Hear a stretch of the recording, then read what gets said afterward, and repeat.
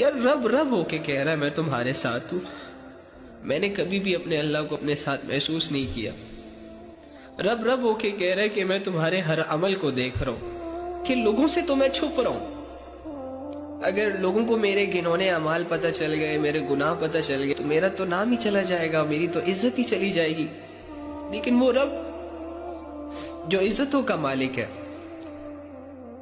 اس کا ایک دفعہ بھی نہیں سوچتے کہ اس نے یہ کہا ہوا ہے کہ تو جو کچھ بھی کر رہا ہوتا ہے میں اس کو دیکھ رہا ہوتا ہوں. جب یقین دل سے نکلتا ہے نا تو باتیں محض باتیں رہ جایا کرتی ہیں.